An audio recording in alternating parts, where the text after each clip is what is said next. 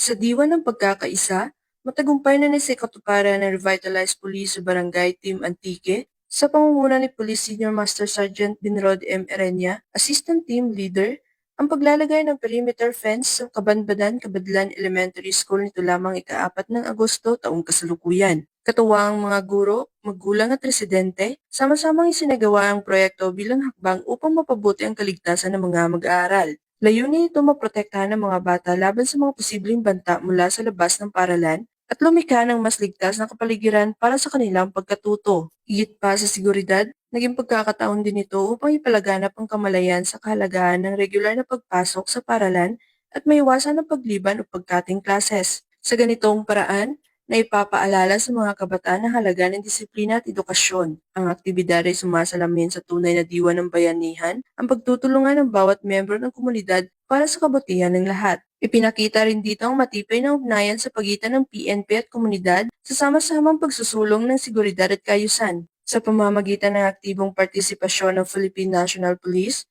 lalo na ng RPSB Team Antique, na ipamalas ang tunay na serbisyong may malasakit. Patunay ito na kapag ang kapulisan at mamamayan ay nagkaisa, mas mabilis at epektibo ang pag-abot sa mga layunin ng kaunlaran. Sa tulong ng PNP, naging mas ligtas, mas disiplinado, at mas handa ang paralan sa paghubog sa kinabukasan ng kabataan.